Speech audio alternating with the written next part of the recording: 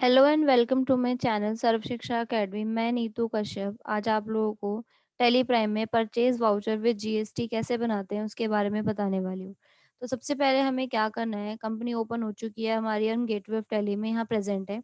अब जीएसटी के साथ अगर आपको बिल बनाना है तो सबसे पहले जीएसटी के कुछ फीचर्स आपको एप्लीकेबल करने पड़ेंगे। तो फीचर्स एप्लीकेबल करने के लिए आप यहाँ पर F11 का की प्रेस करेंगे। F11 की प्रेस करने के बाद आप देख सकते हैं अकाउंटिंग, इन्वेंट्री, टैक्सेशन, ये सारे ऑप्शंस अवेलेबल हैं, फीचर्स ओपन हो चुके हैं। तो आप enable goods and service tax वाले फीचर को आप एक्टिवेट करेंगे। यहाँ कुछ बेसिक डिटेल्स आपसे पूछी जाएँगी, तो आपको स्टेट में अपना स्टेट पिक करना है जो मैंने डाल रखा है अपना। रजिस्ट्रेशन टाइप में आपको लेना है रेगुलर। एसएससी टेरिटरी यहाँ पे अवेलेबल नहीं है। फिलहाल जो डिटेल्स की हमें रिक्वायरमेंट है, मैं सिर्फ़ आपको वो बताने वाली हूँ। यहाँ से आप एक 15 डिजिट का जीएसटी नंबर डाल देती हूँ मैं। मैं रैंडम कुछ भी नंबर्स डाल रही हूँ, आप उस नंबर पे नहीं जाइएगा, आप अपना नंबर भी सीधा करेक्ट जो नंबर होना चाहिए सीक्वेंस वाइज़ वैसा डाल सकते हैं। वार्निंग दे देगा कि आपका जीएसटी नंबर करेक्ट है या नहीं है, वो बता देगा। ठीक है। यहाँ पे आपको मंथली लेना है जीएसटीआर 1 की डिटेल्स के लिए। ई-वे बिल आपका नो रहेगा, अभी हम ई-वे बिल पे काम नहीं करने वाले। इसके अलावा कुछ फीचर्स अभी फ़िलहाल हम नहीं ध्यान देने वाले हैं। आपको यहाँ आना है set alter GST rate details वाले ऑप्शन पे। आप इसको येस कर देंगे। डिस्क्रिप्शन में ये एचएसएन नंबर की डिटेल होती है, फ़िलहाल मैं नहीं डालने वाली हूँ क्योंकि हमें नहीं पता कि कौन से स्टॉक आइटम की हम बात करने वाले हैं। बट यहाँ पे नीचे आप देख सकते हैं टेक्स्ट टाइप में आपसे बोला गया है कि टेक्स्ट टाइप अपना बताइए आप। तो जब आप टेक्स्ट टाइप बताने जाएँगे तो आपको ये चीज़ ध्यान देनी है। Integrated central, state and cess, ये 4 चीज़ें आएँगी। सेस तो अभी हमें फ़िलहाल बात नहीं करनी है इसके बारे में। हम अभी सिर्फ़ जीएसटी के बारे में बात करने वाले हैं। तो इंटीग्रेटेड में मान लीजिए, इंटीग्रेटेड मतलब वो इंटर-स्टेट जीएसटी की बात होती है। अगर आप चाहते हैं सेंट्रल टैक्स और स्टेट टैक्स दोनों जो है इतना-इतना लगे परसेंट, तो उसके लिए हमें टैक्स इंटीग्रेटेड में फ़िल करना पड़ेगा। मान लीजिए कि अगर मैं 5% जीएसटी की बात करूँ तो इंटीग्रेटेड में मैं डालूँगी 5, तो हाफ-हाफ ये डिस्ट्रीब्यूट हो जाएगा central tax and state tax में। अब मुझे जो टैक्सेस लगाने हैं, मान लीजिए मैं 18% वाला बिल बनाने वाली हूँ, तो मैंने यहाँ इंटीग्रेटेड में 18%, तो सेंट्रल एंड स्टेट टैक्स में 9% डिस्ट्रीब्यूट हो चुका है। आप इसको एक्टिवेट करके सेव करके आप बाहर आ जाएँगे। अगर आप चाहते हैं कि हर पर्टिकुलर स्टॉक आइटम में अलग से जीएसटी रेट डालना है आपको कि ये ए स्टॉक आइटम में इतना जीएसटी है, बी स्टॉक आइटम में इतना जीएसटी लगेगा, सी स्टॉक आइटम में इतना परसेंट जीएसटी लगेगा, तो उसके लिए आप इनेबल जीएसटी क्लासिफिकेशन ऑप्शन को भी येस करके चलेंगे। तो मैंने इसको कर दिया येस और इसको भी कंट्रोल ए करके एक्सेप्ट करा दिया। इतना करने के बाद आपको परचेज़ वाउचर में जाना पड़ेगा और यहाँ पे परचेज़ वाउचर की एंट्री करनी पड़ेगी। तो मैंने कोई भी PUR 101 करके यहाँ पे 011 करके बिल नंबर डाल दिया। डेट यहाँ पे मेंशन कर दीजिएगा आप। इतना करने के बाद आप लोगों को पार्टी अकाउंट नेम पूछेगा, तो आप यहाँ पे पार्टी अकाउंट नेम में अपना पार्टी का नाम डालेंगे। मान लीजिए कि मेरी पार्टी जो है वो एबीसी कंपनी है जिससे मैं परचेज़ कर रही हूँ। तो एबीसी कंपनी का नाम सेलेक्ट करते ही रिसिप्ट नंबर बोलेगा, रिसिप्ट नोट नंबर बोलेगा। ये जो परचेज़ आप कर रहे हो वो एक डायरेक्ट परचेज़ है। रिसिप्ट नंबर या रिसिप्ट नोट नंबर हमसे तब पूछता है जब हमने, जैसे होलसेल वर्क होता है कि आप पहले ऑर्डर देते हैं परचेज़ का, उसके बाद आप सामान रिसीव करते हैं, तो एक चालान नंबर आता है, तो वो हमारे पास फिलहाल नहीं है। हम डायरेक्टली सारा काम कर रहे हैं, तो ये receipt note number not applicable करके बाकी की डिटेल्स अगर अवेलेबल हैं तो आप डाल सकते हैं, अदरवाइज़ इसको स्किप करके भी आगे बढ़ सकते हो। तो ऐसे ही कंपनी की डिटेल्स पूछी जाएँगी, कंपनी का रजिस्ट्री नंबर, ये सब चीज़ें यहाँ पे डाली जाएँगी। अब परचेज़ में आपको परचेज़ लेजर लेना है और किस चीज़ का परचेज़ कर रहे हैं वो नेम ऑफ आइटम में यहाँ मेंशन करना है।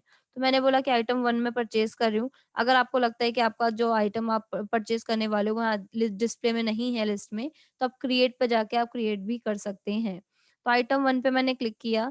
आइटम 1 का ट्रैकिंग नंबर बोल रहा है नॉट एप्लीकेबल लेंगे, ऑर्डर नंबर भी नॉट एप्लीकेबल क्योंकि हमारे पास नहीं है ये दोनों चीज़ें। फिर क्वांटिटी बोल रहा है तो मैंने 100 पीसेस जो है आइटम 1 के ले लिए और 150 रुपीज़ का 1 पीस बनेगा यहाँ पे 15,000 रुपए का बिल।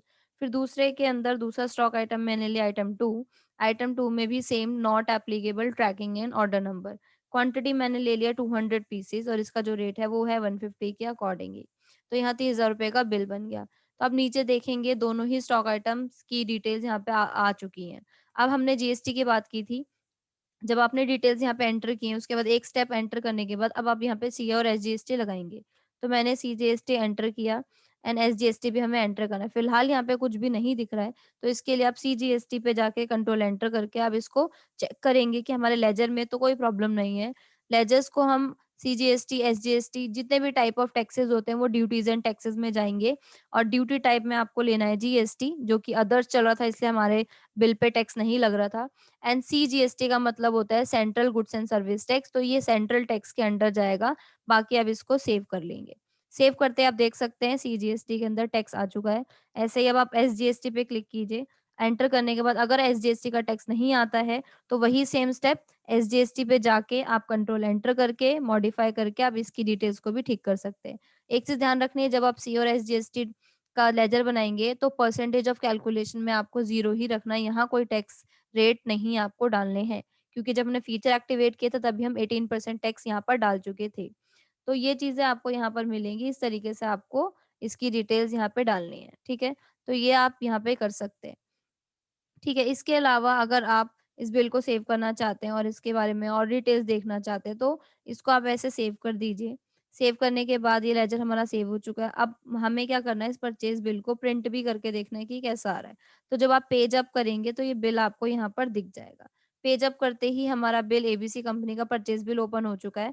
यहाँ पे रह के आप ऑल्ट पी प्रेस करेंगे और करंट डिटेल्स पे जाके आप प्रीव्यू करके देखिए, प्रीव्यू बटन पे क्लिक करके कि हमारा परचेज़ बिल कैसा दिख रहा है। तो ज़ूम पे क्लिक करेंगे तो आप देख सकते हैं, यहाँ पे जितनी भी डिटेल्स आपने परचेज़ बिल की एंट्री करते टाइम डाली थी, वो सारी एंट्रीज़, वो सारी डिटेल्स आपको यहाँ दिख रही हैं। आइटम 1 के 100 पीस का ऑर्डर दिया था, परचेज़ किया था सॉरी हमने ₹150 के हिसाब से पर पीस, और आइटम 2 के 200 पीस का हमने परचेज़ किया था ₹150 पर पीस के अकॉर्डिंग, और 18% जीएसटी लगा है यहाँ पर। वो डिटेल्स देखने के लिए भी हम एक काम कर सकते हैं।